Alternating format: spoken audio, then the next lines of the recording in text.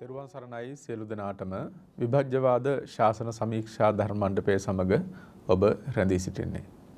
අපි දීඝනිකායෙහි සංගීති සූත්‍රයේ යන දහම් කරුණුයි මේ සාකච්ඡා මණ්ඩපයේදී සවිස්තරාත්මකව සාකච්ඡා කරන්නේ. ඒ සාකච්ඡාවේදී අපිට හම්බ වෙනවා සමත විපස්සනා කියන ඉතාමත් වැදගත් තේමාවක්. මේ පිළිබඳව අපි සති කිහිපයක් තිස්සේ සාකච්ඡා කරනවා. අදත් ඒ පිළිබඳව ඉතාමත්ම වැදගත් වන කරුණුකාරණා රාශියක් සාකච්ඡා කරන්නට තියෙනවා. විශේෂයෙන්ම විපස්සනා ඥාන පිළිබඳව අපේ බෞද්ධයන් නිරන්තරයෙන් හොයන කොහොමද විපස්සනාව කරන්නේ, කුමක්ද විපස්සනාව කියන්නේ, මේ සම්බන්ධයෙන් බෞද්ධයන්ට බොහෝ ගැටලු තියෙනවා. ඒ ගැන ගොඩක් හොයනවා. එසේ හොයන ඔබට බොහොම ප්‍රයෝජනවත් වේවි මේ සාකච්ඡාවෙන් නිරාවරණය වන මේ දහම් කරුණු සංචිතය. ඉතින් අදත් සුපුරුදු පරිදි මේ සාකච්ඡාව සඳහා වැඩම කොට සිටිනවා ලබනෝරුව කන්ද ආරණ්‍ය සේනාසනාධිපති රාජකීය පඬිතු ශාස්ත්‍රපති කොත්මලේ කුමාර කස්සප පඬිතු හාමුදුරන් වහන්සේ. අපි තාමත් ගෞරවයෙන් සාකච්ඡා මණ්ඩපයේට පිළි අරගමු. තෙරුවන් සරණයි කස්සප හාමුදුරනේ. විපස්සනා ඥාන කියනකොට මේ නිවන් මගට අත්‍යවශ්‍යම කරුණුකාරණා. ඥානය කියන එක තමයි, ඒ නුවණ තමයි දියුණු වෙලා අරහත් ඵලයේ දක්වාම සංවර්ධනය වෙන්නේ. ඒ මට්ටමට දියුණු කරගන්නට තියෙන්නේ. ඉතින් මේ නිවන් මඟ වඩාගෙන යනකොට විපස්සනා ඥානයන් කියන එක අත්‍යවශ්‍යම වෙනවා. ඒ නිසා ඒ පිළිබඳව ඔබ හොඳ දැනුමක්, අවබෝධයක් මුලින්ම ඇති කරගන්න. කස්සප හඳුනේ විපස්සනා ඥාන පිළිබඳව අපිට කතා කරනකොට විශේෂයෙන් සම්මස්සන ඥානයේ ඉඳලා අපි කතා කරන්න ගත්තොත් කොහොමද මේක අපි පැහැදිලි කරගන්නේ? මොකක්ද මේකේ තියෙන අවශ්‍යතාවය?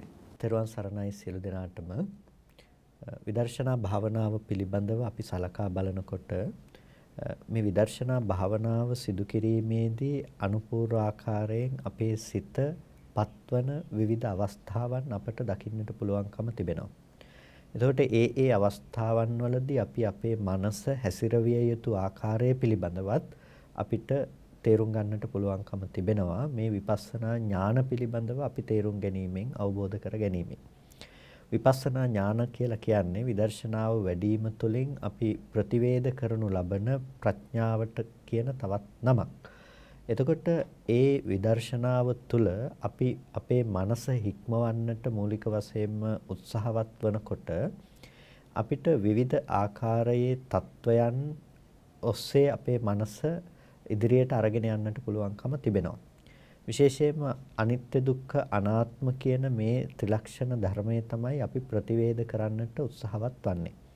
එතකොට මේ අනිත්‍ය දුක්ඛ අනාත්ම කියන ත්‍රිලක්ෂණ ධර්මය අනුව අපි අපේ මානසිකාරය පැවැත්වීම ප්‍රධාන වශයෙන් අපි ගත්තොත් සම්මස්සන ඥානය කියලා හඳුන්වනු ලබනවා. එතකොට සම්මස්සන ඥානය කියලා කියන්නේ ප්‍රධාන සම්මර්ෂණ විධිය. ඒ කියන්නේ අපි අපේ මනස අපි පවත්වන ආකාරය.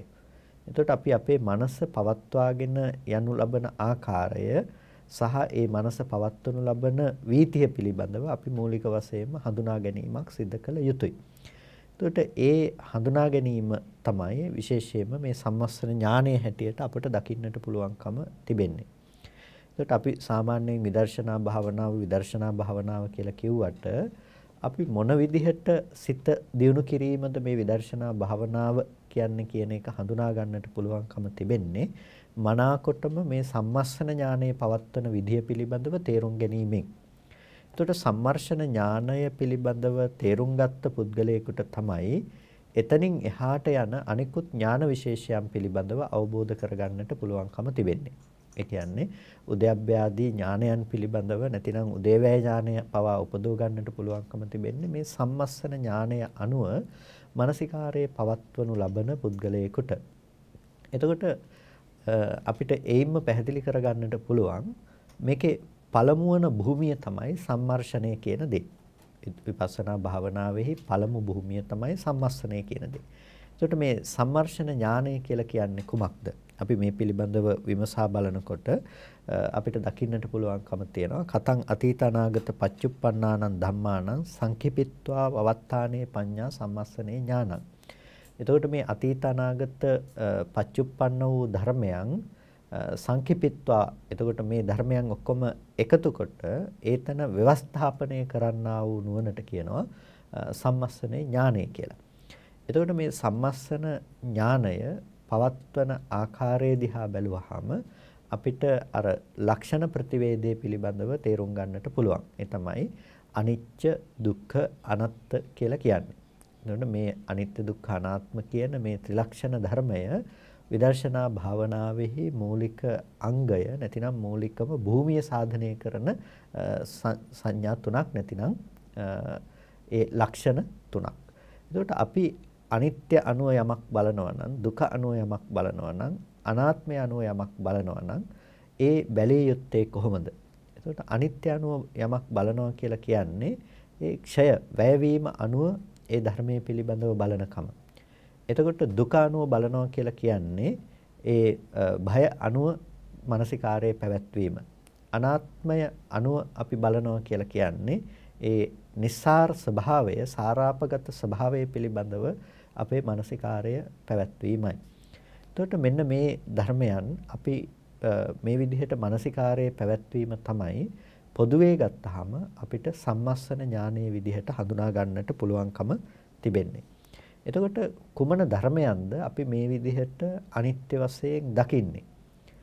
එතකොට අපිට දකින්නට පුළුවන්කම තිබෙනවා රූපය අනිත්‍ය වශයෙන් දැක්ක යුතුයි, වේදනාව අනිත්‍ය වශයෙන් දැක්ක යුතුයි, සංඥාව, සංස්කාරය, විඥානය කියන මේ ස්කන්ධ ධර්මයෝ අනිත්‍ය වශයෙන් මානසිකාරය පැවැත්විය යුතුයි කියන එක දකින්නට පුළුවන්.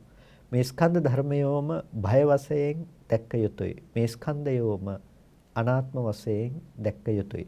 එතකොට මෙන්න මේ ස්කන්ධ ධර්මයන් පිළිබඳව අපි පවත්වන මානසිකාරය තමයි මේ විදිහට අනිත්‍ය දුක්ඛ අනාත්ම වශයෙන් පවත්වන මානසිකාරය තමයි අපට සම්මස්සන ඥානයේ හැටියට සරලවම හඳුනා ගන්නට පුළුවන්කම තිබෙන්නේ. දැන් මේ විපස්සනා ඥාන කියනකොට ඒ කියන්නේ නිවන් ප්‍රතිපදාවට අත්‍යවශ්‍යම වන කරුණු කාරණා. මේවායින් තොරව නිවන් දකින්නවා කියන එකක් ඇත්තේ නැහැ.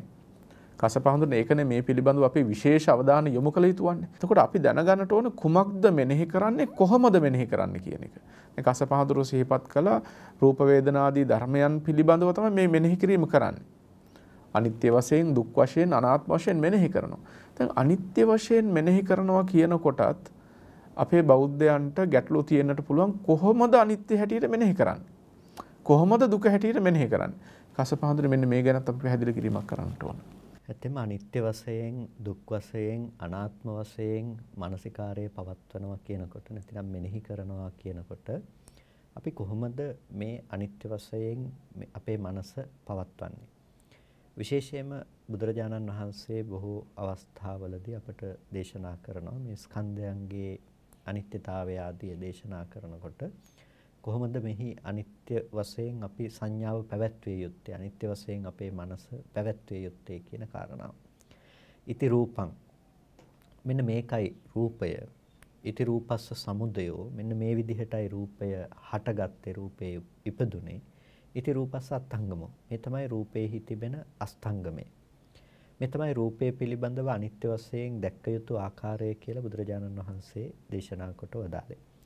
එතකොට දැන් අපිට රූපය 11 වැදෑරුම් කොට දකින්නට පුළුවන්කම තියෙනවා. යම් කිසි රූපං අතීත අනාගත පච්චුප්පන්නං වාදී ලෙස යම් කිසි රූපයක් අතීත අනාගත පච්චුප්පන්න වූ ආධ්‍යාත්මික බාහිර ඕලාරික සුකුම දුරළඟ මේ ආදී ප්‍රභේදයන්ගෙන් අපිට හමුවන මේ රූපයේහි තිබෙන ස්වභාව ලක්ෂණයන් විදිහට අපි මේ අනිත්‍ය ලක්ෂණයේ මානසිකාරය කරන්නේ. එතකොට මේ අනිත්‍ය ලක්ෂණයේ මානසිකාරය කිරීම තමයි එක ව්‍යවස්ථාපනයක් නැතිනම් එක සම්මර්ෂණයක් බවට පත්වන්නේ. ඒ පිළිබඳව විග්‍රහ කොට දක්වනවා. අනිච්චතෝ වවත්තේති ඒකං සම්මසන. එතකොට සියලුම රූපය අනිත්‍ය වශයෙන් ව්‍යවස්ථාපනය කරනවා. මේක තමයි එක සම්මර්ෂණයක් හැටියට දක්වන්නේ. සම්මස්සන තුනයි. සම්මස්සන තුනයි. අපි සම්මර්ෂණය කිරීම ආකාර තුනයි. ඒ තමයි අනිත්‍ය, දුක්ඛ, අනාත්ම කියලා කියන්නේ. සබ්බං රූපං අනිච්චතෝ වවත්තේති ඒකං සම්මසනං කියලා කියනවා. සියලු රූපය අනිත්‍ය වශයෙන් ව්‍යවස්ථාපනය කරනවා. මේක එක සම්මර්ෂණයක්. එතකොට අපි රූපය පිළිබඳව ප්‍රකට කරගනු ලබන එක ලක්ෂණයක් තමයි මේ රූපය අනිත්‍යතාවයෙන් යුක්තයි කියන එක. එතකොට සබ්බං රූපං සියලු ආකාරයේ රූපය. එතකොට සියලු ආකාරයේ රූපය කියනකොට අපට දකින්නට පුළුවන්කම තිබෙනවා මේ රූපය ලෝකෙට ප්‍රකට වන ආකාරය ප්‍රධාන වශයෙන්ම ලෝකයාට රූපය කියන දේ හමු වන ආකාරය. එතකොට ඒ හමු වන ආකාරය තමයි 11 දෑරුම් රූපේ විග්‍රහ වීමේදී අපිට දකින්නට පුළුවන්කම තිබෙන්නේ. කියන්නේ අපිට අතීත රූප තියෙනවා. අතීත රූප කියලා කියන්නේ යම් රූපයක් විගත නම්, නිරුද්ධ නම්, අස්තංගතයට ගිහිල්ලා නම් ඒ රූපයට කියනවා අතීත වූ රූපයක් කියලා. දැන් අපි ඔබ මේ වෙලාවේදී කල්පනා කරනවා නම් ඔබේ නිවසට වෙලා ඔබ රුවන්වැලි සෑය ගැන අරමුණු කරනවා නම් ඒ ඔබ දැකපු රූප නිමිත්ත රුවන්වැලි සෑය කියලා ඔබ දැකපු යම් රූපයක් තිබුණා නම් ඒ රූපය අතීතයි. ඒ රූපය විගතයි. ඒ රූපය නිරුද්ධයි. දැන් ඒ රූපය ඇත්තේ නැහැ. ඔබ දුටු රූපය ඇත්තේ නැහැ. එතකොට මෙන්න මේකට කියනවා අතීතංශේන සංග්‍රහිත වූ රූපය කියලා. ඒ කියන්නේ අතීතංශයට වැටුණා වූ රූපය. දැන් ඔන්න අපිට රූපය හම්බෙන එක ආකාරයක් තමයි අතීත රූප කියන එක. අපි දැන් මානසිකාරයේ පවත්වන අතීතයේ තිබුණු රූපය. ඊට පස්සේ අපිට දකින්නට පුළුවන්කම ලැබෙනවා අනාගත රූප කියන දේ. අනාගත කියලා කියන්නේ දැනට හට නොගත්ත නොපැමිණි අනාගතයේහි සංග්‍රහිත වන රූප. ඒ කියන්නේ තාම ඒ රූප පහළ වෙලා නැහැ. දැන් ඔබ නිවසට වෙලා ඔබ යන තැනක් පිළිබඳව කල්පනා කරනවා. එතකොට ඔබ යන තැන පිළිබඳව කල්පනා කරනකොට ඔබ එබඳු තැනකට යනවාය කියලා හිතීමේදී ඒක අනාගත වූ රූපයක්. ඔබ අරමුණු කරන්නේ අනාගත වූ රූපයක් පිළිබඳව. ඊට පස්සේ පච්චුප්පන්න රූප තිබෙනවා. ඔබට වර්තමානයේහි ඇහැට පෙනෙන රූප තිබෙනවා. එතකොට මෙන්න මේ ආකාරයට දැන් අපි රූප ඇසුරු කරන ආකාරයන් පිළිබඳව දකිනකොට මේ සියලුම තැන තියෙන සබ්බං රූපං කියලා කියනවා. සියලුම රූපය කියන දේ. එතකොට මෙතන විශේෂත්වයක් අපිට තේරුම් ගන්නට ඕනේ. ඒක බොහෝ අවස්ථාවල නැවත නැවත සිහිපත් කරන්නේ ඒක එච්චර වැදගත් කරුණක් නිසා බුදුරජාණන් වහන්සේ අනිත්‍ය වශයෙන් දකින්නට කියලා අපිට පෙන්වලා තියෙන්නේ රූපේහි අනිත්‍යතාවය දකින්නට. එතකොට රූපේහි අනිත්‍යතාවය දකින්නට අවශ්‍ය නිසා තමයි විශේෂයෙන් අපි ගත්තොත් අනිච්ච සංඥා වගේ සූත්‍රයක් ඒකෙදි පැහැදිලි කරනවා ඉති රූපං මෙන්න මේ ධර්මයයි රූපය කියලා කියන්නේ කියලා රූපය පිළිබඳව අපි දත යුතුයි. ඉති රූපස්ස සමුදය ඊට පස්සේ තමයි මේ රූපයේ හට ගැනීම කියලා හට ගැනීම දැක්ක යුතු වෙන්නේ. එතකොට අපි එහෙනම් ඉස්සෙල්ලා හඳුනා ගන්නට ඕනේ රූපය කියන්නේ මොකක්ද කියන එක. එතකොට රූපය කියන්නේ කුමක්ද කියනකොට අපි අද පනවගත්ත ප්‍රඥප්ති වලින් සහ මනසින් අපි අරමුණු කරන ආශ්‍රවයන් මගින් අපිට ලෝකය තුල ගෙනවිද්දෙනු ලබන සත්වපුද්ගල ආත්ම භාවයන්ගෙන් හෙබි රූප හටගෙන නැති වෙනවා කියන එක පිළිබඳව අපේ මානසිකාරයේ පැවැත්වීම නෙමෙයි මෙතනදී අනිත්‍ය අනුව දැකීම කියන දෙයින් අදහස් කරන්නේ. එහෙනම් අපි ඉස්සෙල්ලාම හඳුනා ගන්නට ඕනේ රූපය කියන්නේ කුමක්ද කියලා. එතකොට අපිට පේනවා චත්තාරෝච මහා භූතා චතුර්ණංච මහා භූතානං උපාදාය රූපං කියන එක. සතර මහා ධාතුව සහ සතර මහා ධාතුව ඇසුරු කොටගෙන පවත්නා රූපය. එතකොට අතීත රූපය පිළිබඳව කෙනෙක් මානසිකාරය කළත් එයාට පේනවා රුවන්වැලි සෑය වූ රූපයක් පිළිබඳව නෙමේ සතර මහා ධාතුව ඇසුරු කරගත්ත වර්ණ රූපයක හට ගැනීම සහ වැයවීම කියන දේ දකින්න පුළුවන් වෙන විදිහේ වර්ණ රූපයක් කියන තැන එයාට හසු කරගන්නට පුළුවන්කම තිබෙනවා. එතකොට අනාගත රූපය ගැන කතා කළත් එයාට අනාගත රූපය කියන තැනත් රූපයක් කියන තැනින් අල්ල ගන්නට පුළුවන්කම තිබෙනවා. එතකොට අර රූපය කියන ධර්මය ඇතුලේ තිබෙන නානත්වයක් ලැබෙන්නේ නැහැ. දැන් සතර මහා ධාතුව සහ උපාදාය රූප කියපු දේ අපිට අද වැහිලා අපිට පේන්නේ නානත්වයක්. රූප ගොඩක් ගස් ගල් ගෙවල් දොරවල් මිනිස්සයෝ මේ විදිහට මේ නානත්වයක් තමයි අපිට රූපේ පැත්තෙන් දකින්නට පුළුවන්කම තියෙන්නේ. ඉතින් මේ විදිහට නානත්වයක් විදිහට ලෝකය හමුවන තැනක අපිට යම් ඒකත්වයක් තිබිය යුතුයි. යන්නේ ඒකත්වය තමයි ඉති රූපං කියලා කියන්නේ. මෙන්න මෙයයි රූපය. රූපේ මෙසේයි. එතකොට රූපය අපි දැනගන්නකොට අපිට හම්බෙන්නේ සතර මහා ධාතු සහ උපාදාය රූපේ කියන එක. ඒක අතීත රූපේටත් අනාගත රූපේටත් පච්චුප්පන්න රූපේටත් හීන රූපේටත් ප්‍රනීත රූපේටත් ඕලාරික රූපේටත් සුකුම රූපේටත් දුර රූපේටත් ළඟ රූපේටත් මේ ආදී හැම තැනකටම පොදුයි මේ සියලුම රූපය කියන තැන තිබෙන ලක්ෂණය කියන එක. එතකොට අන්න ඒ විදිහට අපි ඉස්සෙල්ලාම තේරුම් ගත යුතුයි අනිත්‍ය දකින්නට කලින් මොකේද අනිත්‍ය දකින්නේ කියන දේ. අනිත්‍ය දකින්නට කලින් මොකේද අනිත්‍ය දකින්නේ. අන්න එතනදී තමයි ඉති රූපං කියන එක වැදගත් වෙන්නේ. මෙන්න මේකයි රූපය. එතකොට රූපයෙන් තොරව ඔබට යමක් පෙනිලා නැහැ. රූපයෙන් තොරව ඔබට යමක් ඇහිලා නැහැ. රූපයෙන් තොරව ඔබ යමක් නාසයෙන් දිවෙන් කයින් විඳලා නැහැ. එතකොට ඔබට පේනවා රූපේහි ස්වභාවය මොකක්ද කියන එක. මෙන්න මේ විදිහට නානත්වයෙන් තොර වූ සතර මහා ධාතුව ඇසුරු කරගත්ත සතර මහා ධාතුව හෝ සතර මහා ධාතුව ඇසුරු කරගත්ත උපාදාය රූපයයි රූපය කියන්නේ කියන එක දකින්නට පුළුවන්කම තිබෙනවා. අන්න ඒ විදිහට ඔබ රූපය පිළිබඳව පරිග්‍රහණය කළාට පස්සේ රූපය පිළිබඳව දැනගත්තට පස්සේ ඔබට පුළුවන්කම තිබෙනවා ඉති රූපස්ස සමුදයෝ රූපය මෙසේ ඉපදෙනවයි කියන එක පිළිබඳව දකින්නට. දැන් ඔබ රූපය කියන එක පිළිබඳව ඉස්සෙල්ලා දැනගත්තා. ඒ රූපය ඉපදුනේ කොහොමද කියන එක පිළිබඳව ඊට පස්සේ බලන්නට පුළුවන් හේතු සම්මර්ෂණය කරන්නට පුළුවන්කම තියෙනවා. දැන් අනිත්‍ය බලනවා කියලා මේ බලන්නේ මේ ධර්මයෝ නැතිවි යනවා කියන කාරණාවම නෙමෙයි. එතකොට අපි පරිග්‍රහණය කරලා තියෙනවා රූපය කියන්නේ මොකක්ද කියන එක දැනගෙන තියෙනවා. අන්නේ රූපේ හටගත්තේ කොහොමද කියලා අපි බලනවා. එතකොට හටගත්ත විදිහ පිළිබඳව බලනකොට තමයි අපිට ඒ රූපය උපදවන්නට හේතු වුණ ප්‍රත්‍ය ධර්ම ටික පේන්නේ. රූපේ ඉපදුනේ මෙන්න මේ ආකාරයටයි. එතකොට දැන් අපි රූපය කියන දේ හසු කරගෙන තියෙන්නේ පුද්ගල සංඥාවන්ගෙන් නම් මේක අපිට සම්මර්ෂණය කරන්නට බෑ. හැබැයි අපිට රූපය කියන තැන අපි අල්ලගෙන තියෙන්නේ අර සත්පුද්ගල සංඥාව ඉක්මවා යන රූපය කියන තැන යථාර්ථය දකින්න තැනකින් නම් අන්න අපිට පුළුවන් එතන තියෙන සත්‍ය ස්වභාවය පිළිබඳව තේරුම් ගන්නට. දැන් උදාහරණයක් හැටියට කිව්වොත් අපි මෙතන මේසය කියලා දැකලා මේ මේසය පිළිබඳව අපි මානසිකාරය කරන්නට ගියොත් මේක ඉපදුනේ කොහොමද කියලා අපිට ඒක ප්‍රත්‍ය ධර්මයන් පිළිබඳව මානසිකාරය කරන්නට ඉඩ ලැබෙන්නේ නැහැ. එතකොට අපිට බලන්නට වෙන්නේ හුදු මේ අපිට හම්බෙන අද පනවගත්ත දෙයක් තුල දකින්න දෙයක් අනිත්‍යක් හැටියට. හැබැයි අපි රූපය කියන දේ පරිග්‍රහණය කළාම අපිට හම්බෙන්නේ මේස පුටු ආදී නානත්වයකට නොගිය ඇසට පැමිණියා වූ වර්ණ රූපය පිළිබඳව. ඇසට පැමිණියා වූ පැමිණෙන හෝ වර්ණ රූපය පිළිබඳව තමයි දැන් අපි මානසිකාරයේ පවත්වන්නේ. එතකොට මේක තමයි ඇහැට පෙනෙන රූපායතනයේ තිබෙන ස්වභාවය. එතකොට දැන් ඒ වර්ණ රූපය කියන දේ ඇහැට පතිත වීම සිද්ධ වුණේ කොහොමද කියන එක පිළිබඳව අපි මානසිකාරයේ පවත්වනකොට අපිට පේනවා අපිට පේන රූපය මේ විදිහට පේන්න හේතු උනේ කුමන ධර්මයෝද? ඒ තමයි අවිද්‍යා කර්ම තණ්හා ආහාර ආදී මේ ප්‍රත්‍ය සමவாயෙන් උපන්නා වූ දෙයක්.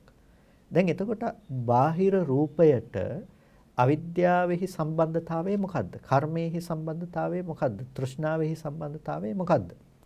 එතකොට අපිට දකින්නට පුළුවන්කම තියෙනවා මේ එළියේ තියෙන රූපය අවිද්‍යාවෙන් ඉපදුණු රූපයක් නෙමෙයිනේ. දැන් මේසේ මොකක්වත් අවිද්‍යාවක් ඇති කරගෙන හැදුණු දෙයක් නෙමෙයි.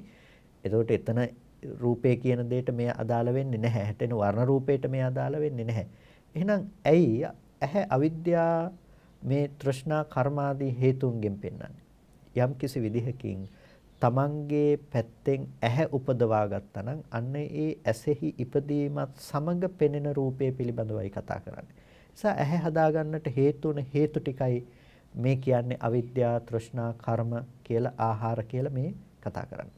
එතකොට ඒ ධර්මයන්ගෙන් යම් කිසි ඇහැක් මේ මොහොත ඉපදුවා නම් ඒ ඇහැට පෙනෙනා වූ රූපයට හේතුවත් ඇහැ උපදවන්නට හේතු වූ හේතු ටිකමයි.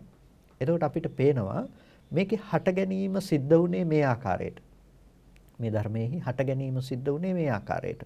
එතකොට අපිට රූපයක් යම් තැනක පේනවා නම් මේ මම සත්වයක් නැතිනම් තව පුද්ගලයෙක් මම ඌ කෙනෙක් රූප බලනවා නෙමෙයි. මේ අවිද්‍යා කර්ම තණ්හා ආහාර නැමැති හේතු ටික නිසා හටගත්ත ඇසට රූපේහි පතිත වීමක් සිද්ධ වෙනවා. එතකොට මේ ධර්මයන්ගේ නැතිව යෑමෙන් මේ රූපය නැති වෙලා යනවා. ඒ කියන්නේ අනුත්පාදයට යනවා සහ වර්තමානයේහි විපරිණාමයට පත්ව වෙනස් වෙන ස්වභාවයට පත් වෙනවා. ඒක තමයි රූපේහි තිබෙන ස්වභාවය. එතකොට ඒක තමයි රූපේහි තිබෙන අස්තංගමය රූපේ වැයට පත්වීම කියලා කියන්නේ. මෙන්න මේ පිළිබඳව තමයි අපි වර්තමානයේහි අපේ සම්මර්ෂණය පවත්වන්නේ. එතකොට අන්න ඒ විදිහට රූපේ පිළිබඳව සම්මර්ෂණය පැවැත්වීමත් මේ රූපය හටගත්තේ කොහොමද කියලා බැලීමත් ඒ වගේම ඒ හේතුන්ගේ නැතිව යෑමෙන් රූපේහි සිදුවන අනුත්පාදය සහ රූපේහි සිදුවන නිරෝධය පිළිබඳව දැකීමෙන් ඒ අනිත්‍ය සංඥාව ප්‍රගුණ කිරීමයි සිද්ධ වෙන්නේ. ඒ විදිහට තමයි අපි මේ විපස්සනාව අද දවසේදී දියුණු කරන්නේ. භාවනාවක් හැටියට විදර්ශනා භාවනාව දියුණු කරන්නේ අනිත්‍ය වශයෙන් දකිමින් අන්න ඒ විදිහට. අනිත්‍ය ආදි වශයෙන් දකිමින් කොහොමද විපස්සනාව කරන්න කියන එකයි අපේ කසපහඳුරන් වහන්සේ මේ ඊ타ත්ම පැහැදිලිව ඔබට කරුණු දක්වන්නට යෙදුනේ. අපේ බෞද්ධ පින්වතුන් විශේෂයෙන්ම මතක තියාගන්න මේ විග්‍රහයත් එක්ක මේ අනිත්‍ය ආදි වශයෙන් බලන්නේ ඔබගේ චිත්තසංතානයන් තුල පවතින ප්‍රපංච ධර්මයන් දුරු කිරීම සඳහා. කසපහඳුන මේ සම්මර්ෂණ ඥානය කරන්නේත් ඒකනේ. ඒ ප්‍රපංච ධර්මයන් දුරු කිරීමට අවශ්‍ය ඒ ඥානය උපදවා ගැනීම සඳහා තමයි මේ සියලු සම්මර්ෂණයන් සිද්ධ කරන්නේ. එතකොට දැන් පුහුදුන් අයගේ චිත්තසංතානයන් තුල තෘෂ්ණා දෘෂ්ටි මාන කියන මේ ප්‍රපංච ධර්මයන් තියෙනවා. මතක තබා ගන්න මේ ප්‍රපංච ධර්මයන් පිහිටන අවස්ථාවල් තියෙනවා. දැන් කසපහඳුනේ මේ තෘෂ්ණා දෘෂ්ටි ප්‍රපංච කියනකොට මේ ප්‍රපංච ධර්මයන් අපිට අතීතයේ අරබයක් තියෙනවා. වර්තමානයේ අරබයක් තියෙනවා, අනාගතයේ අරබයක් තියෙනවා. එතකොට මේ තුන් කාලය පිළිබඳවම ඒ වගේම ආධ්‍යාත්මික බාහිර මේ සියල්ල සම්බන්ධයෙන් මේ ප්‍රපංචයන් දුරු කරන්නට නේද මේ තරම් විග්‍රහාත්මකව මේක පෙන්වන්නේ. පැහැදිලිවම දැන් අපි හැම වෙලාවකදීම ප්‍රපංච සහිතව මේ 11 ආකාරයක වූ රූපය අසුරු කරන්නේ. ප්‍රපංච සහිතව අතීත රූප, වර්තමාන අනාගත රූප, වර්තමාන රූප, ආධ්‍යාත්මික බාහිර මේ රූප අපි ප්‍රපංච සහිතව අසුරු කරන්නේ. ඒ කියන්නේ අපිට හම්බෙනවා අතීතේ තිබුණා වූ රූප, වර්තමානයේ තිබෙන්නා වූ රූප සහ අනාගතයට ඇතිවන්නා වූ රූප. අපිට දැන් රූප හම්බෙන තැන. මේක ඇසුරු කරන්නේ කොහොමද? අපි තෘෂ්ණා දෘෂ්ටි මානයන්ගෙන් අපි ඇසුරු කරනවා.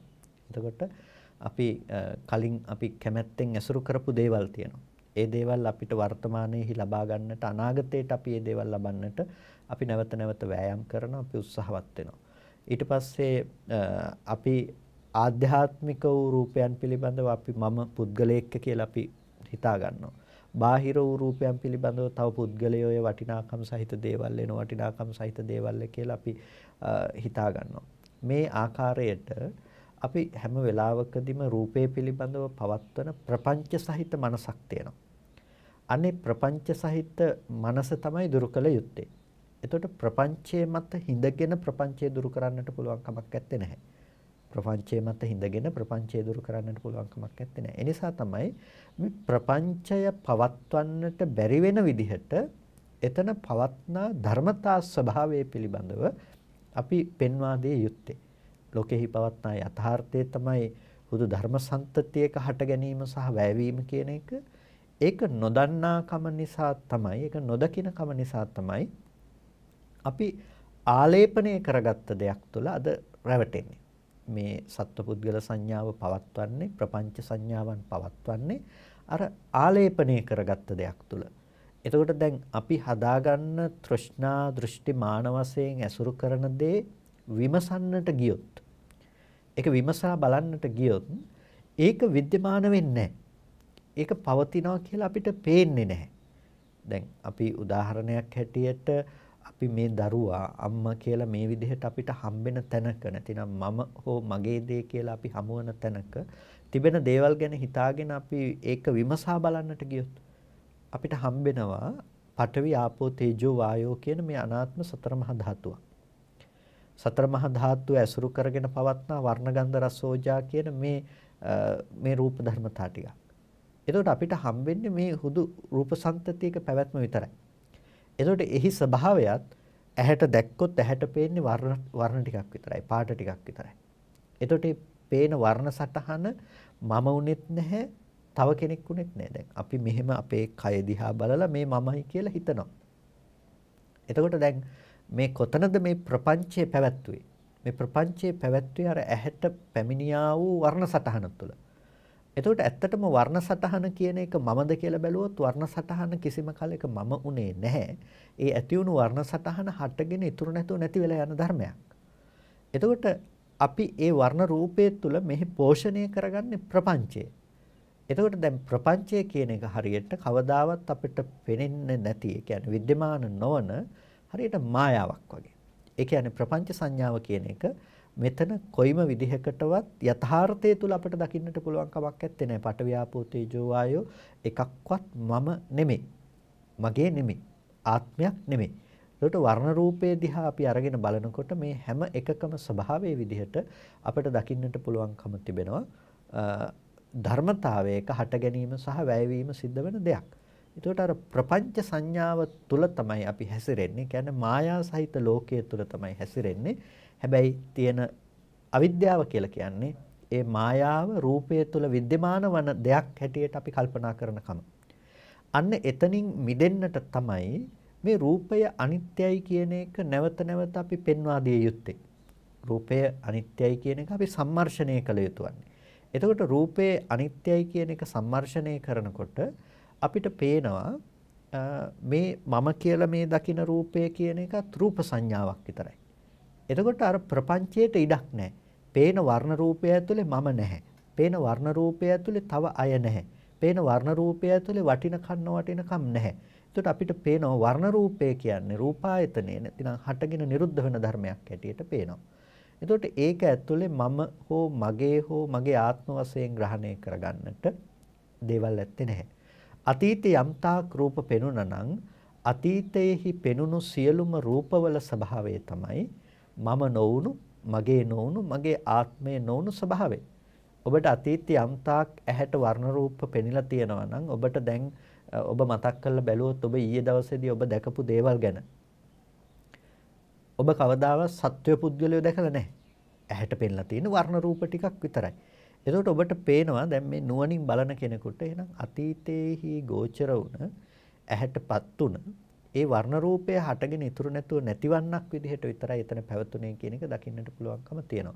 එතකොට අර ප්‍රපංච සංඥා එතන ගොඩ නැගෙන්නේ නැහැ. ඇයි සත්පුද්ගල භාවයකින් තොර වූ හුදු ධර්ම සම්තතියක පැවැත්මක් කියනකොට හටගෙන නිරුද්ධ වූ ධර්ම සම්තතිය මම මගේ කියලා අල්ලගන්න මෝඩකම යෙදෙන්නේ නැහැ. අන්න ඒ නිසා මේ ප්‍රපංචයට තියෙන ඉඩ ඇවිරීම තමයි මේ සම්මර්ෂණය තුලින් සිද්ධ කරන්නේ. අනන්ත ಜಾති සංසාරයක් මේ සැරිසරාගෙන එන්නේ අපේම චිත්තසංතාන තුල පවතින මේ තෘෂ්ණාව, දෘෂ්ටිය, මානය කියන මේ ප්‍රපංච ධර්මයන් නිසා. ඒතර මේවා හරියටම දැන හඳුනා ගන්නට ඕන, මේවා ප්‍රහාණය කරන්නට ඕන කොයි ආකාරයෙන්ද කියන එකත් අපි නිවැරදිවම වටහාගෙන තියෙන්නට ඕන. අපේ කසප හඳුරන් වහන්සේ මේ කළ පැහැදිලි කිරීම මම හිතන්නේ ඔබට හොඳ අවබෝධයකට මාර්ගය වන්නට ඇති. දැන් ඒ ප්‍රපංච ධර්මයන්ට කිසි තැනකත් පිහිටන්නට දෙන්නට එපා. අතීතය අරබයාවත්, වර්තමාන අනාගතය අරබයාවත්, ආධ්‍යාත්මික බාහිර අරබයා, හීන ප්‍රනීත දුර ළඟ මේ කිසිම තැනක ඔබේ ප්‍රපංචයට පිහිටන්නට තැනක් දෙන්නට එපා. මේ සම්මස්සන ඥාණයෙන් කරන්න යන්නේ ඒකයි. ඒ පිහිටන්නට තියෙන අවස්ථාව දුරු කරන එක. එතකොට හරියටම කසප හඳුනන්නේ අනිත්‍ය, දුක්ඛ, අනාත්ත කියන මේ ත්‍රිලක්ෂණය මෙනෙහි කරගෙන ගියොත් අවසානික වශයෙන් ඔබට ප්‍රපංචයට ඉඩක් නැති වෙනවා. ඒ කියන්නේ ඔබ නිවනට සමීප වනවා කියන එකයි තවත් පැත්තකින් කියන්නට තියෙන්නේ. දැන් මේ අනිත්‍ය, දුක්ඛ, අනාත්ත පිළිබඳව කතා කරනකොට අපිට හම්බ වෙනවා කසප හඳුරන්නේ මොන අර්ථයෙන්ද අනිත්‍යයි කියලා කියන්නේ? මොන අර්ථයෙන්ද දුකක් කියලා කියන්නේ? මොන අර්ථයෙන්ද අනාත්මයි කියලා කියන්නේ? අපි ඒ ගැනත් පැහැදිලි කරමු.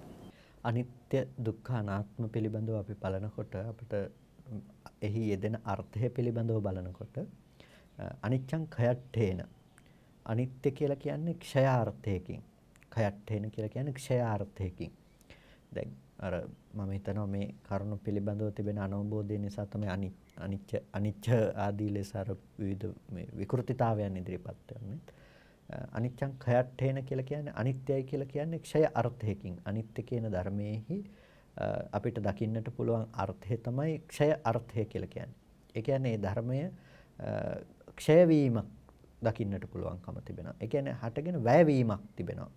එතකොට තව විදිහකින් කිව්වොත් නැති වෙලා යනවා ඒක. හටගත්ත දේ නැති වෙලා යනවා. අනේ khයට්ඨේන ඒ ක්ෂය අර්ථයෙන් තමයි අනිත්‍යයි කියලා කියන්නේ. එතකොට යම් ධර්මයක හටගෙන නැතිව යන ස්වභාවය තියෙනවා නම් ඒ ධර්මයට කියනවා ක්ෂය අර්ථයේ තියෙන දෙයක්.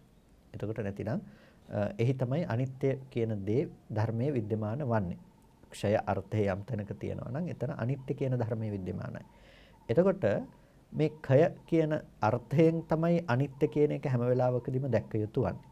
ඒ නිසා ඒකට වෙන දේවල් ගෙනවිත් දාන්නට පුළුවන් කමක් නැත්තේ නැහැ. මේක කැමැතිසේ පවතින්නේ නැහැ. කැමැත්ත ඉෂ්ට කරන්නේ නැහැ. හෝ එබඳු ආකාරයක දේවල් මේකට ගෙනත් දාන්නට පුළුවන් කමක් නැත්තේ නැහැ. කොතන හරි අනිච්ච කියන වචනේ කතා කරනවා නම් අනිච්චයි කියලා කියන්නේ නැතිනම් අනිච්චං කියලා කියන්නේ ඒ ක්ෂයාර්ථයකින් කතා කරන තැනක්. ඒක තමයි අර හටගත්ත දේ නැති වෙන ස්වභාවය පිළිබඳව. එනිසා අනිත්‍යෙහි ප්‍රධානව ප්‍රකට කරන අර්ථය බවට තමයි ක්ෂය අර්ථය අපට ගෙනවිත් දෙන්නේ. හැබැයි අනිත්‍ය කියන දේ ප්‍රකට කරගන්න බව කියනකොට මේකේ හට ගැනීමක් ප්‍රකට වෙනවා. හැබැයි ක්ෂය භාවය තමයි ප්‍රධාන වෙන්නේ. දැන් උත්පාදයට වැඩිය භංගයේ පැත්තට තමයි මේක බර වෙලා තියෙන්නේ. ඒ කියන්නේ හට ගැනීමක් දකිනවා වැයවීම නිසානේ අපි අනිත්‍යයි කියලා කියන්නේ. ඒ ධර්මයේහි වැය වෙන ස්වභාවය නිසා තමයි ඒක අනිත්‍යයි කියලා කියන්නේ. හටගෙන පවතිනවා නම් අපි ඒක අනිත්‍යයි කියන්නේ නැහැ. හටගෙන නැති වෙන බව නිසානේ අනිත්‍යයි කියලා කියන්නේ. ඒ නිසා අනිත්‍ය කියන එක භාවිත වෙන්නේ khයට්ඨේන කියලා කියනවා. ක්ෂය වූ අර්ථයකින්.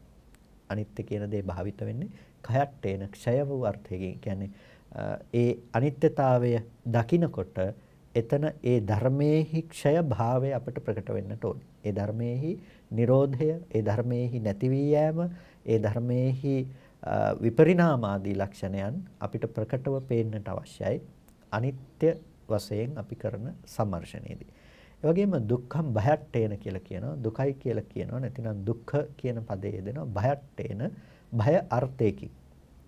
දුකයි කියලා කියන්නේ භය අර්ථයකින්. එතකොට මේ භය අර්ථයක් කියලා කියන්නේ දැන් අපි සාමාන්‍යයෙන් බයටපත් වෙනවා. නොඑක අවස්ථාවල නොඑක දේවල් නිසා බයටපත් වෙනවා. මේ බය සක්ලේශී භයක්. මේ බය පුද්ගලයෙකුට පැමිණෙන බයක්. මේ බය මට අන්තරායක් වෙයි. එහෙම නැතිනම් මගේ අයට අන්තරායක් වෙයි කියන තැනකින් අපිට ඇතිවන බයක්. එතකොට මේ බය නෙමෙයි මෙතන මේ භයට්ඨේන කියලා කියන්නේ. එතකොට දුක්ඛම් භයට්ඨේන කියලා කියන්නේ මේ දුක්ඛ වූ ධර්මයක පැවැත්ම පිළිබඳව ඇතිවන භය අර්ථයක් තිබෙනවා.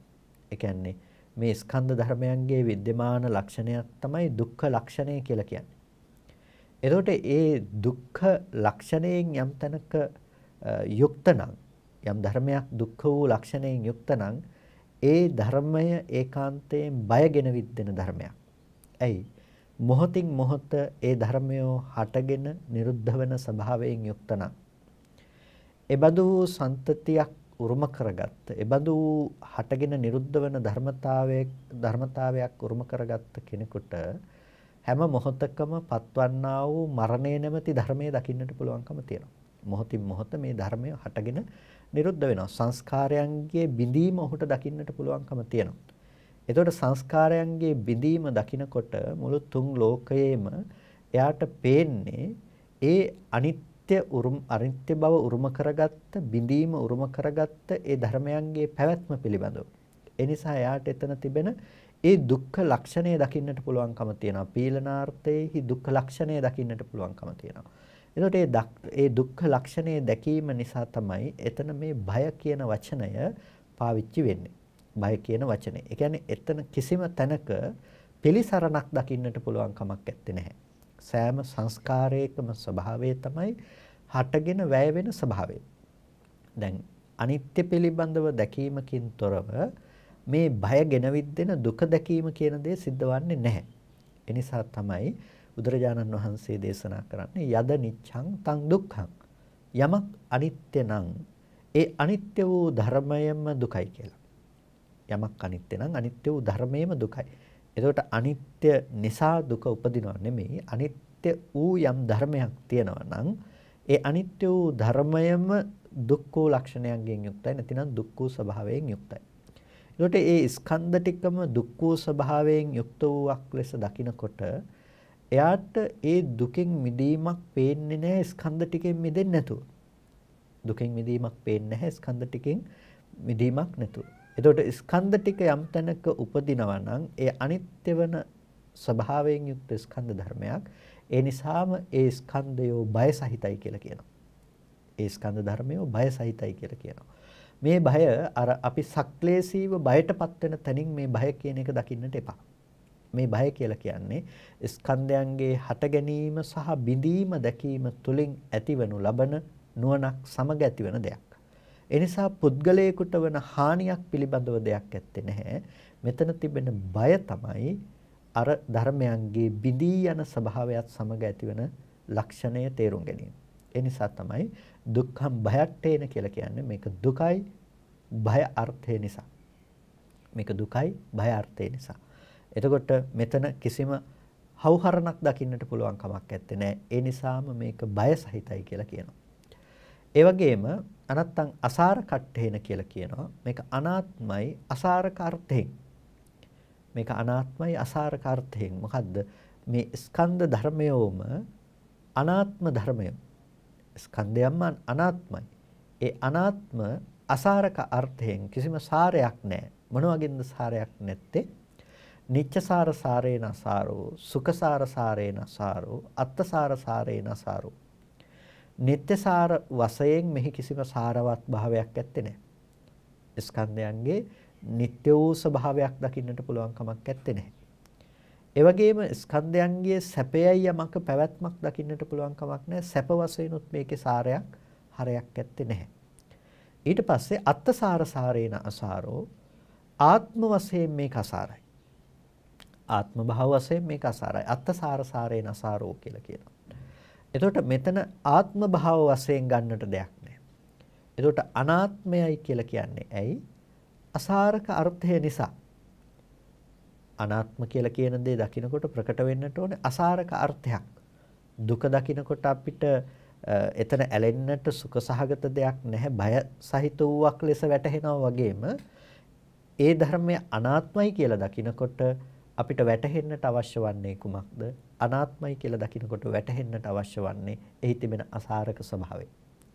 ඒ තමයි අසාර කට්ඨේන අනත්තා කියලා කියන්නේ. එතකොට මේ අසාරක ස්වභාවය නිත්‍ය වශයෙන්ුත් අසාරයි, සුඛ වශයෙන්ුත් අසාරයි, ආත්ම වශයෙන්ුත් අසාරයි කියලා අපිට හි තියෙන අසාර ස්වභාවය පිළිබඳව තේරෙන්නට ඕනේ. ස්කන්ධ ටික කවදාවත් නිත්‍යව පැවතුනේ නැහැ, සැප ලෙස පැවතුනේත් නැහැ.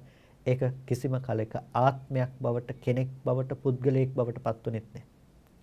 එනිසා රූපය කියන එක අනාත්ම ධර්මයක්. රූපය කියන එක අනාත්ම ධර්මයක්. එතකොට රූපය කියන එකේ අනාත්ම ස්වභාවය පිළිබඳව අපි මෙනෙහි කරගෙන යනකොට අපිට පේනවා ඒකේ තියෙන අසාරක ස්වභාවය මොකක්ද කියන එක. යමක හාමුදුරුවන්ගෙන් සරියුත්තරුන් වහන්සේ ගිහිල්ලා ප්‍රශ්න කරනවා යමක හාමුදුරුවන්ට අර රහතන් වහන්සේ මරණින් මත්තේ උපදින්නේ නැහැ කියන මිත්‍යා දෘෂ්ටිය ඇති වුණ වෙලාවේදී. එතකොට ඒ ප්‍රශ්න කිරීමේදී සරියුත්තරුන් වහන්සේ අහනවා ඔබ රූපේද කෙනා කියලා කියන්නේ. රූපේද කෙනා කියන්නේ. නෑ රූපේ කෙනෙක් නෙමෙයි. වේදනාවද? නෑ වේදනාවක් නෙමෙයි. සංඥාවද? නෑ සංස්කාරයද? ඒත් නැහැ. විඥානයේද? ඒත් නැහැ. එහෙනම් මේ ටිකෙන් තොරව කෙනෙක් හිටියද? නෑ මේ ටිකෙන් තොරව කෙනෙකුත් නෑ. මේ ටික කෙනාද?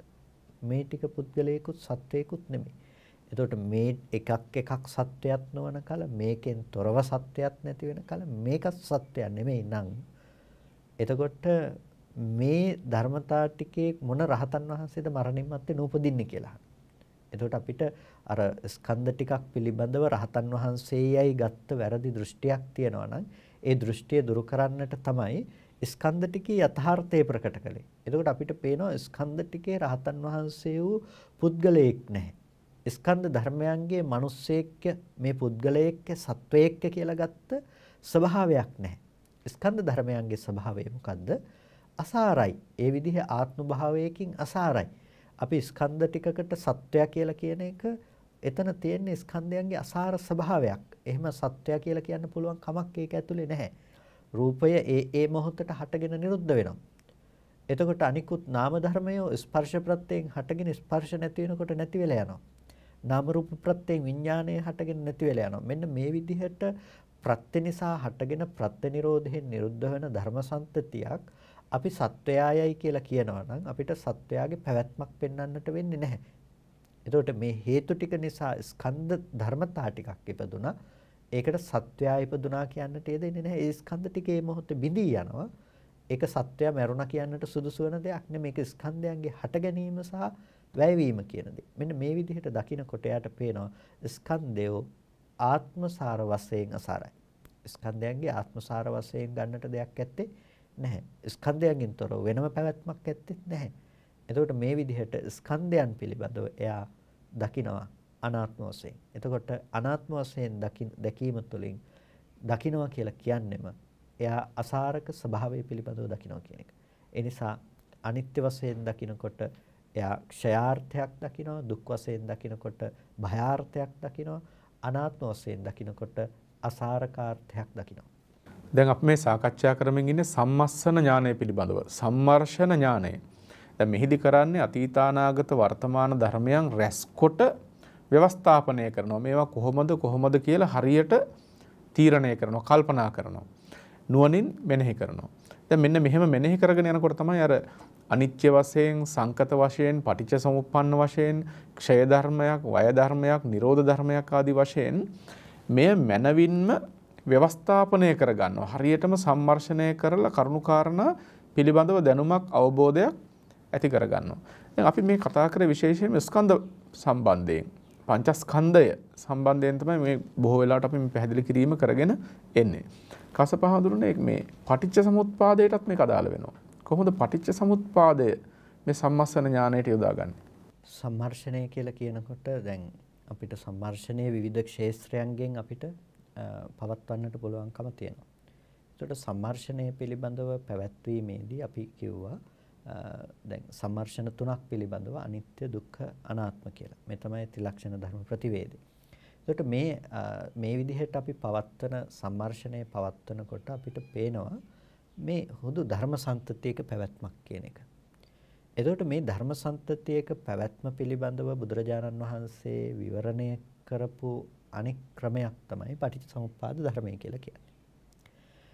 ඒ පටිච්චසමුප්පාද ධර්මය තේරුම් ගැනීමම අපිට තේරුම් ගන්නට පුළුවන් මේ හේතු ටිකක් නිසා ඵල ධර්මයක් උපදවනවා. ඒ වගේම මේ ඵල ධර්මයේ පිළිබඳව නැවත හේතු සකස් කරගෙන නැවත ඵල ධර්මයකට පදනම හදාගෙන ඵල ධර්මයක් උපදවනවා කියන එක අපිට දකින්නට පුළුවන්කම තියෙනවා. ඒ කියන්නේ හේතුඵල නැවත හේතුඵල ආදී වශයෙන් මේ සංසාර චක්‍රය එහෙම නැතිනම් මේ ප්‍රවෘත්තිය නැතිනම් මේ වර්තනය අපි පවත්වන ආකාරය පිළිබඳව අපිට එතකොට තේරුම් ගන්නට පුළුවන්කම තිබෙනවා. අනිත්‍ය වශයෙන් පැවැත්මත්, දුක් වශයෙන් පැවැත්මත්, අනාත්ම වශයෙන් පැවැත්මත් කියන මේ ත්‍රිලක්ෂණ ධර්මය ප්‍රතිවේධයටම තමයි මේ පටිච්චසමුප්පාද වශයෙන් කෙරෙන සම්මර්ෂණයත් අපිට හේතු වෙන්නේ. පටිච්චසමුප්පාද වශයෙන් අපි කරන සම්මර්ෂණයත් අපිට හේතු වෙන්නේ මේ ප්‍රත්‍ය සමவாயනොයි මේක ඉපදුනේ. මේ ප්‍රත්‍ය නිරෝධයෙන් මේක නිරුද්ධ වෙනවා කියන එක අපිට දකින්නට තමයි ඒක උපකාර වෙන්නේ. එතකොට පටිච්චසමුප්පාද ධර්මයේ පිළිබඳව අපි මෙනෙහි කිරීමේදී අපි දකිනවා දැන් ජරා මරණ කියන්නේ මොනවද? ජරා මරණ ධර්ම කියන්නේ මොනවද? එතකොට ජරා මරණ ධර්ම පිළිබඳව අපි හඳුනා ගන්නවා. ලෝකෙ මෙන්න මේකයි ජරා මරණ දුක. ලෝකෙ අපිට ජරා මරණ දුක කියලා කියන්නේ යම් මේ රූපයේ දිරණ බවක් තියෙනවා නම් බුදුරජාණන් වහන්සේ අපිට දේශනා කරන යාතේ සන්තේ සංසත්තානං තම්මේ සම්මි සත්තනිකායේ ජරා ජීරණතා කණ්ඩිච්ඡම් පාලිච්ඡම් ආදී ලෙස. එතකොට මේ ඒ සත්වයන්ගේ යම් කිසි ජරාවක් දිරණ බවක් තියෙනවා නම්, කෙස් ඉදෙන බවක් තියෙනවා නම්, හැම රැලි වැටෙන බවක් තියෙනවා නම් මේ ආදී ලෙස මේ වෙන වෙනස්කම තමයි ජරාව කියලා කියන්නේ. ඒකට ඒ තමයි ජරා දුක විවරණය කරපු ආකාරය.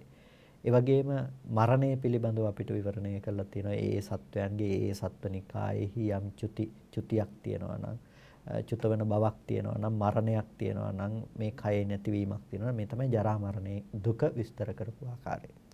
ඒකට මේ පටිච්චසමුප්පාදයේ පිළිබඳව අපි විස්තර කරගන්නකොට අපිට පේනවා මේ ජීවිතේට අපිට දුක කියලාද පැමිණෙන ආකාරය, ජරා මරණ දුක එන විදිය.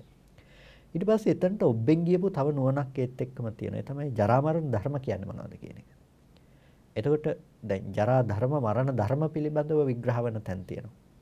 ජරා ධර්ම කියන තැන විග්‍රහ කරන්නේ ඒ සත්වයින්ගේ ඒ සත්වනිකායෙහි ඒ විදිහට පේන දෙයක් හැටියට නෙමෙයි. තේසන් ධම්මානං ජරා ජීරණතා. ඒ ධර්මයන්ගේ දිරීමක් තියෙනවා නම්, ඒ ධර්මයන්ගේ ජරාවක් දිරන බවක් තියෙනවා නම් ඒක තමයි ජරා ධර්මය කියලා කියන්නේ. තේසන් ධම්මානං ඒ ධර්මයන්ගේ චුතවන බවක්, නැති වෙන බවක් තියෙනවා නම්, අනිත්‍යතාවයක් තියෙනවා නම් අන්න ඒක තමයි මරණ ධර්මය කියලා කියන්නේ. ඒකට ජරා ධර්මයක් තියෙනවා ලෝකේ, මරණ ධර්මයක් තියෙනවා. ජරා ධර්ම, මරණ ධර්ම පවත්නා තැනක අපි ජරා මරණ දුක උපද්දගෙන තියෙනවා. එතකොට අපි දකිනවා මේ ජරා මරණ දුක අපි උපද්දගත්තේ කුමක් නිසාද කියලා. එතකොට අපිට පේනවා ජාතිය තිබුණොත් තමයි ජරා මරණ දුක උපදින්නේ. ඒ සත්වනිකායන්ගේ මේ උපදිනවා කියන මේ ජාතිය තිබුණොත් තමයි අපිට දුක උපදින්නේ. අසති ජාතිය අනත්ති ජරා මරණං. ජාතිය නැත්තම් එහෙනම් ජරා මරණ දුක පැමිණීමක් ඇත්තේ නැහැ. ජාතිය නිසයි ජරා මරණ දුක උපදින්නේ. එතකොට ජරා මරණ දුක උපදින්නේ නැහැ ජාතිය නැමැති දේ නැත්තම්. එහෙනම් ජාතිය තමයි දුරු කළ යුත්තේ ජරා මරණ දුක නැති කරන්නට අවශ්‍ය නැහැ. එහෙනම් සත්පුද්ගල භවයේ ඉපැත්ම පහළ වීම කියන දේ ඇති කරන යම් ජාතියක් තියෙනවා නම් ජාතිය දුරු කළ යුතුයි. ඉපැත්ම දුරු කළ යුතුයි ජරා මරණ දුක නැති කරන්න. එහෙනම් අද අපි උත්සාහවත් වෙන්න ඕනේ කොතනටද? අර ජාතිය නැති කරනවා කියන තැනට. ඊට පස්සේ අපි ඒ විදිහට සම්මර්ෂණේ පවත්වාගෙන යනවා. ජාතියට හේතුව මොකද්ද? ජරා මරණයට හේතුව ජාතිය. එතකොට ජාතියට හේතුව මොකද්ද? ජාතියට හේතුව භවය. භවයේ තිබුණොත් තමයි ජාතිය හටගන්නේ. එතකොට භවය නැත්තම් ජාතිය හට ගැනීමක් ඇත්තේ නැහැ. මේ ආදී ලෙස අපි සම්මර්ෂණය කරගෙන යනකොට අපිට පේනවා අපි උපදවා ගනු ලබන හුදු ධර්මතා රාශියක හට ගැනීමත් ඒ ධර්මතා රාශියේහි යථාර්ථය පිළිබඳව නොදන්නා අවිද්‍යා සංඛාර තණ්හා උපාදාන භව කියන මේ ධර්මතා ටික නිසා ඉපැත්ම හදලා දෙන විදිහක්. ඒ කියන්නේ අපි මිනිස්සෙක් ඉපදුනා. මිනිස්සෙක් ජීවත් වෙනවා. මිනිස්සෙක් පවතිනවා කියලා අපි මේ දකින තැනක අපි රූප දකිනවාදී මේ පුද්ගල සංඥා උපදවාගෙන සද්ද අහනවා කියලා අපි මේ පුද්ගලයෙක් කරන දේවල් පිළිබඳව අපි මානසිකාරයේ පවත්වන තැනක අපිට පේනවා මෙතන පවතින්නේ අවිද්‍යා සංඛාර තණ්හා උපාදාන භව කියන මේ හේතු ටික නිසා ඉපදුණු ඵල ටිකක්. ඒ තමයි විඥාන නාම රූප සලආයතන පස්ස වේදනා කියන මේ ධර්මතා රාශිය. එතකොට මේ තමයි වර්තමාන ජීවිතය කියලා කියන්නේ. විඥාන නාම රූප සලආයතන පස්ස වේදනා කියන එක. විඥානයේ නාම රූපේහි පිහිට ලබනවා. නාම රූප නිසා සලආයතනයන්ගේ පැනවීම පෙනෙනවා. ආයතන උපදිනවා. ආයතනයන්ට නැවත නැවත අරමුණු ඇවිල්ලා ස්පර්ශ වෙනවා. ස්පර්ශ වෙනකොට ඒ අනුසාරයෙන් අපි වේදනාව උපදවනවා. එතකොට මේක අපිට වළක්වන්නට පුළුවන් දෙයක්වත් අපිට ඕන විදිහට තියාගන්නට පුළුවන් දෙයක්වත් නෙමෙයි. මේක මේ එකිනෙකට ප්‍රත්‍යවීම නිසා උපදින දෙයක්. එතකොට අපිට පේනවා මේ හුදු අතීත හේතු ටිකකිනුත් වර්තමාන මේ උපස්තම්භක වන හේතු ටිකක් නිසාත් ප්‍රත්‍ය ටිකක් නිසාත් මේ පවත්නා ධර්මතා ටිකක්. මේක පුද්ගලයෙක් නෙමෙයි. ඒ මොහොතට හටගෙන නිරුද්ධ වෙන මේ ධර්ම සම්තතියක් හැටියට අපිට දකින්නට පුළුවන්කම තියෙනවා. එතකොට මෙන්න මේ ටිකේ ඇත්ත නොදන්නා අවිද්‍යාව නිසා වර්තමානයේහි මේ ටික ඇසුරු කරගෙන කර්ම රැස් කරගන්නවා. එතකොට මේ ටික ඇසුරු කරගෙන කර්ම රැස් කරගන්නව විතරක් නෙමේ තණ්හා උපාදාන භව වශයෙන් ඒක නැවත නැවත ඇසුරු කරන්නට පෙළඹෙනවා. ඒ නිසා මොකද වෙන්නේ? අනාගතයට ප්‍රතිසන්දි වශයෙන් යන්නට පුළුවන් හේතු ටික හදා ගන්නවා. වර්තමානයේ මේ පවත්නා මේ සත්පුද්ගල භාවයෙන් තොර වූ මේ විඥාන නාම රූප සලආයතන පස්ස වේදනා නැමැති මේ ධර්ම සම්තතිය පවත්නා තැනක මේ අම්මය මේ තාත්තය මේ දරුවය ආදී ලෙස අපි දකිමින් එහි හට ගැනීම සහ වැයවීම ලක්ෂණ ආදී නොදැන එහි ප්‍රත්‍ය සහ ප්‍රත්‍යසමුප්පන්න භාවයේ නොදැන පුද්ගල සංඥාවෙන් එය ඇසුරු කරමින් ඒ අනුව කර්ම රැස් කරගෙන මතු උපදින්නට පුළුවන් විදිහට අද හේතු ටික සකස් කරනවා. එතකොට ඔන්න අපිට පටිච්චසමුප්පාද ක්‍රියාවලිය පිළිබඳව දැන් මානසිකාරයේ පවත්වනකොට එතනත් අපිට පේන්නේ මේ අනාත්ම වූ හුදු ධර්ම සම්තතියක හට ගැනීම සහ වැයවීම කියන දේ. අතීත හේතු ටික නිසා හටගත්ත එක අද අපිට පාලනය කරන්නට පුළුවන් කමක් නැත්තේ නැහැ. එතකොට අද අපිට පුළුවන්කම තියෙනවා මෙතන තියෙන මේ වැරදි දැක්ම දුරු කරලා හරි විදිහට මේ ධර්මයන්ගේ Nirodhe දැකලා මේක තුල ඇති කරගත්ත අර වැරදි පුද්ගල ආත්ම සංඥාවන් ප්‍රපංච සංඥාවන් නූපදින විදිහට මානසිකාරයේ පවත්වන්නට. එතකොට මෙන්න මේ තන අපිට දකින්නට පුළුවන්කම තියෙනවා මේ සම්මර්ෂණය මේ විදිහට පැවැත්වීම තුළ. එතකොට සම්මර්ෂණය පවත්වන්නේ අර පටිච්චසමුප්පාදයේහි අංගයෙන් අංගයට. මේක විශේෂයෙන් අපිට සාකච්ඡා කරන්නට පුළුවන්කම තියෙනවා බොහොම දීර්ඝ සාකච්ඡාවක් විදිහට මේ පටිච්චසමුප්පාදයේහි ජරා මරණයෙන් පටන් ගත්තාම දැන් ජරා මරණං පජානාති ජරා මරණ සමුදයං පජානාති ජරා මරණ නිරෝධං පජානාති ජරා මරණ නිරෝධගාමිනී පටිපදං පජානාති ඊට පස්සේ ජාතිංච පජානාති ජාති සමුදයං පජානාති ජාති නිරෝධං පජානාති ජාති නිරෝධගාමිනී පටිපදං පජානාති භවංච පජානාති භව සමුදයං භව නිරෝධං භව නිරෝධගාමිනී පටිපදං පජානාති ආදී ලෙස මේ පටිච්චසමුප්පාදයේ අංගයෙන් අංගයට චතුරාර්ය සත්‍ය ධර්මය ස්මතු වන ආකාරයෙන් අපිට වෙනම සාකච්ඡා කරන්නට පුළුවන්කම තියෙනවා. එතකොට මේ ආකාරයට අපි ජරා මරණය හඳුනා ගන්නවා. ජරා මරණය ඉපදුණු ආකාරය පිළිබඳව හඳුනා ගන්නවා. එතකොට දැන් මම දුක් වෙනවා, කෙනෙක් දුක් වෙනවා කියන තැනක තිබෙන ඒ හුදු ධර්ම සම්තතියක ස්වභාවය පිළිබඳව තේරුම් ගන්නවා. මේ තමයි සම්මර්ෂණය අපි ඒ තැන පවත්වන විදිහ. පටිච්චසමුප්පාද ආදී ධර්මයන් පිළිබඳව අපි බලමින් ඒ විදිහට තමයි අපි මේ කරුණ පිළිබඳව සම්මර්ෂණය පවත්වන්නේ. දැන් විපස්සනා ඥාන පිළිබඳව කතා කරනකොට සම්මර්ෂණ ඥානය පිළිබඳවයි අපි මේ සාකච්ඡා කරගෙන එන්නේ. සම්මර්ෂණ ඥානය කියන එක අපි තවදුරටත් නැවත වතාවක් සිහිපත් කරගන්නවා නම් අතීතානාගත වර්තමාන ධර්මයන් රැස්කොට නිශ්චය කරගන්නා නුවණ. අනිත්‍ය වශයෙන්, දුක් වශයෙන්, අනාත්ම වශයෙන් නිශ්චය කරගන්නා නුවණ. දැන් සම්මර්ෂණ ඥානය අපිට එහෙම හම්බ වෙනකොට තවත් විපස්සනා ඥානයක් තියෙනවා උදයබ්බේ ඥානය කියලා. ඒ කියන්නේ උදය වැය දන්නා නුවණ. කසපාදුන මොකක්ද එතකොට උදේ වැය දන්නා නුවණ අපි විග්‍රහ කරගන්නේ කොහොමද? අපිට තියෙන කාලය කෙටි, අපිට ලබන සතිය පුළුවන් විස්තරාත්මකව සාකච්ඡා කරන්න. නමුත් අපි යම් හැඳින්වීමක් කොහොමද ඒ සම්බන්ධයෙන් කරන්නේ? උදේ වැය ඥානය පිළිබඳව අපි බලනකොට දැන් උදය කියලා කියන්නේ හටගන්න ස්වභාවයට, වැය කියලා කියන්නේ විපරිණාමය නැතිනම් නිරෝධය අනුව දක්නා බව. ඒ පිළිබඳව විග්‍රහ කරනවා කතම් පච්චුප්පන්නානං ධම්මානං විපරිණාමානුපස්සනේ පඤ්ඤා. එතකොට පච්චුප්පන්න වුණ ධර්මයන්ගේ මේ විපරිණාමානුපස්සනාව, විපරිණාමයේ වෙනස් යන ස්වභාවය පිළිබඳව අපි බලනවා නම් මේක තමයි උදයබ්බයානුපස්සනා ඥානයයි කියලා කියන්නේ. එතකොට දැන් උදය වැය පිළිබඳව දක්වන මේ නුවණෙහි තිබෙන විශේෂ දේ තමයි විපරිණාමානුපස්සනා ඥානය. විපරිණාමය අනුව බලන කම කියන එක. ඒ කියන්නේ හටගත් ධර්මය මෙසේ විපරිණාමයටපත් වෙනවා. ඒකත් විග්‍රහ කරන්නේ කොහොමද? කතම් පච්චුප්පන්නාන. පච්චුප්පන්න වුණ ධර්මයන්ගේ. ඒකට මේ පච්චුප්පන්න වූ ධර්මයන්ගේ විපරිණාමය අනුව දකින්න. ඒ කියන්නේ මේ මොහොතේ මේ මොහොතේ එයා විපරිණාමයේ මේ පච්චුප්පන්න වූ ධර්මයන්ගේ විපරිණාමය අනුව දකින්න. එතකොට මේ විපරිණාමය අනුව දක්නා බව තමයි මේ උද්‍යව්‍ය ඥානය කියලා කියන්නේ. දැන් මෙතනදී අපි දැන් මුලින් සම්මස්සන ඥානය කතා කළානේ. සම්මස්සන ඥානය තමයි මේ සියලු විපස්සනා ඥානයන් උපදවන්නට මුල් වන ඥානය. එතකොට මේ සියලු විපස්සනා ඥාන උපදවන්නට මුල් වෙනකොට ඒ විදිහට සම්මර්ෂණය පවත්වාගෙන යනකොට අපේ හිත පිහිටා සිටින, එහෙම නැතිනම් සිතට එළඹෙන එක ඥානයක් තමයි උද්‍යව්‍ය ඥානය කියලා කියන්නේ. එතකොට උද්‍යව්‍ය ඥානය අපිට එළඹ සිටින්නේ කොමන අවස්ථාවකදීද? මේ පච්චුප්පන්න ධර්මයන්, මේ වර්තමාන මේ පච්චුප්පන්න වුණ ධර්මයන් පිළිබඳව අපි විපරිණාමය අනුව බලනකොට, එහි වෙනස් වෙන ස්වභාවය අනුව මානසිකාරයේ පවත්වනකොට උද්‍යව්‍යානුපස්සනේ ඥානය කියලා කියන්නේ ඒකට. එතකොට දැන් අපි මේක ඇතුලේ කතා කරනවා මේ විදිහටයි හටගන්නේ, මේ විදිහට වැය වෙන්නේ කියලා. අපි අනිත්‍ය තුලත් ඒක කතා කළානේ. අනිත්‍ය කියලා කියන්නෙම උදය හට ගැනීම සහ වැයවීම අනුව දකින්නකම. ඒක තමයි බුදුරජාණන් වහන්සේ ඉති රූපං ඉති රූපස්ස සමුදයෝ ඉති රූපස්ස අත්ංගමෝ කියලා හට ගැනීමත් වැයවීමත් පිළිබඳව දේශනා කළේ.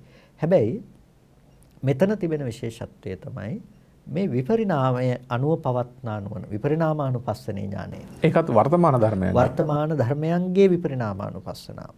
එතකොට අපිට මේක सिद्ध කරන්නට තියෙන්නේ දැන් අර අනිත්‍ය අනුව පොදුවේ අපි දකින තැනක එක ලක්ෂයකට නැතිනම් එක තැනකට මේක ඉලක්කගත කරලා දක්වනවා. දැන් සම්මර්ෂණේ ඥානය අපි කිව්වා අතීතනාගත පච්චුප්පන්න වුණ ධර්මයන් රැස් කරලා පවත්තන ඒ ව්‍යවස්ථාපනය කරන නුවණ හැටියට අපි දැක්කා සම්මර්ෂණේ ඥානය. ඒ කියන්නේ සම්මස්සන ඥානයෙන් කරන්නේ සමස්තයම ආවරණය කරන එක. සමස්තයම ආවරණය කිරීම. සම්මස්සන ඥානයෙන් සිද්ධ කරන්නේ අතීතනාගත පච්චුප්පන්න වුණ සියලු සමස්තයම ආවරණය කිරීම.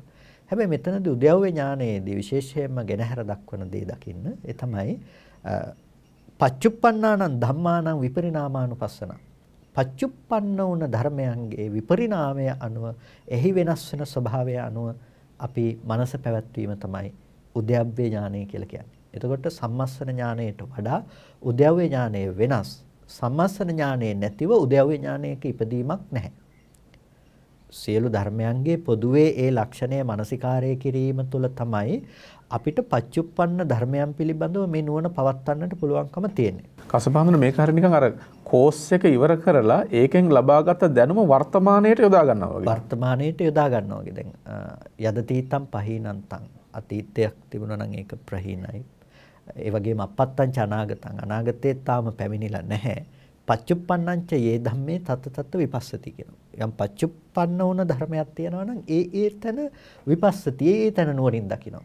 එතකොට අන්න ඒ තැන දකින නුවණ තමයි මේ පච්චුප්පන්න නුවණ තමයි මේ උද්‍යව්‍ය ඥානය කියලා කියන්නේ. එතකොට ඒක මේ වර්තමානයේ තුල ඇති වුණ වර්තමානයේ තුල හටගත්ත ඥානයක් වර්තමාන ධර්මයන් පිළිබඳව අපේ මානසිකාරයේ පවත්වන විදිහක්. පොදුවේ ගත්තාම අපිට උද්‍යව්‍ය ඥානය පිළිබඳව හඳුන්වා දෙන්නට පුළුවන්කම තියෙන විදිහට. මේ විපස්සනා ඥාන පිළිබඳව කතා කරනකොට විශේෂයෙන් අපේ ප්‍රධාන තේමාව ගත්තම සමත විපස්සනා මේ සාකච්ඡාව බොහොම රසවත් සාකච්ඡාවක් ඍජුවම නිවන් මඟ විවර කරන සාකච්ඡාවක්. කොහොමද බණ භාවනා කරගෙන යන්නේ කොහොමද හිත හදාගන්නේ කියන එක කතා කරන සාකච්ඡාවක්.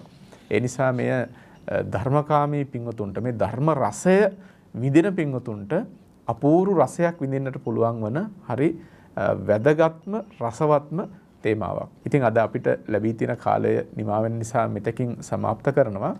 ඉදිරියේදීත් මේ වගේ ඊ타මත්ම වටිනා නිවන් මඟ හෙළි කරන අනිකුත් විපස්සනා ඥාන පිළිබඳව සාකච්ඡා කිරීමට අපි බලාපොරොත්තු වෙනවා. ඉතින් අද මේ උතුම් ධම් සාකච්ඡා මණ්ඩපයේට වැඩම කොට වදාළ ඔබට කරුණු පැහැදිලි කළ ලබනෝරුව කන්ද ආරණ්‍ය සේනාසනාධිපති රාජකීය පඬිත ශාස්ත්‍රපති කොත්මලේ කුමාරකස්සප පඬිත හාමුදුරන් වහන්සේට අපි ඊ타මත්ම ගෞරවයෙන් පුණ්‍ය අනුමෝදනා කර සිටිනවා. ඒ වගේම අද මේ වැඩසටහනේ දායකත්වයෙන් කටයුතු කරන සත්පුරුෂ පින්වතුන් පිළිබඳව සිහිපත් කරන්නට ඕන. බෙලියත්ත ගොඩවෙල විබුලවත්ත පදිංචි කුසුමා විජේනායක මැතිණිය සහ ඒ දූදරු පිරිස මුණුපුරු මිනිපිරියන් මෙහි දායකත්වයෙන් කටයුතු කරනවා. බලාපොරොත්තු වශයෙන් නැති කරගෙන තියෙනවා බෙලියත්ත ගොඩවෙල විබුලවත්ත පදිංචිව සිට නැසීමිය පරලොව ගිය දොන් ඩේවිඩ් යාපා අබේවර්ධන මිනෙන්දෝරු මහත්මයාට පුණ්‍යානුමෝදනා කිරීමට ඒ වගේම සියලුම ඥාති හිතයිශීනට පුණ්‍යානුමෝදනා කිරීමට බලාපොරොත්තු ඇති කරගන්නවා. කල්පනා කරගන්න මේ උතුම් ධර්ම සාකච්ඡා මණ්ඩපයේ දායකත්වයෙන් කටයුතු කිරීමෙන් රැස් කරගත්ත මේ අති උදාරතර කුසලානිසංස ධර්මයන් ප්‍රථමයෙන්ම ලෝකයත් සම්මා සම්බුද්ධ ශාසනයත් ඔබ අපවත් ආරක්ෂා කරන දෙවියෝ අනුමෝදන් වෙත්වා. ඒ වගේම ඔබ නමින් මිය පරලොව ගිය සඳහන් කළ ඩේවිඩ් යාපාබේ වර්ධන මිනින්දෝරු මහත්මයා ඒ ප්‍රාණකාරයා ප්‍රධානව ඔබ නමින් මිය පරලොව ගිය මෙලෝ පරලෝගත වර්ග පරම්පරානුයාත සියලුම ඥාති හිතයිශීන් මේ පින් සතුටින් සාදුනාදයෙන් අනුමෝදන් වෙත්වා දුකින් මිදී සුවපත් වී ලෞතුරු නිවනින්ම සැනසීම ලබත්වායි සාදු කියලා පින් අනුමෝදන් කරන්න. ඒ වගේම දූ දරුවන් ඇතුළු ඥාති පිරිස ඇතුළු දායකත්වයෙන් කටයුතු කරන ඔබ සියලු දෙනාටමත් ධර්ම ශ්‍රවණය කළ පින්වත් සියලු දෙනාටත් සදේවක ලෝකයාටත් මේ කුසල ධර්මයන්ගේ බලයෙන් තුනුරුවන් සරණින් දෙවිරක වරණින් නිදුක් නිරෝගී සුවපත් භාවය චිරජීවනයේ සැලසේවා යහපත් ප්‍රාර්ථනා ඉෂ්ට සිද්ධ වේවා දැහැමි සිතුම් පැතුම් දියුණු වේවා පාප මිත්‍ර සේවනයෙන් දුරව සත්පුරුෂ ශාස්ත්‍රයේම සැලසේවා සද්ධර්මයත් අවබෝධ කරගෙන ලෞතුරු නිවනින් සැනසෙන්නට මේ පින් හේතු වාසනා පාරමී වේවා. සෑම සිළු දෙනාටම තෙරුවන් සරණයි.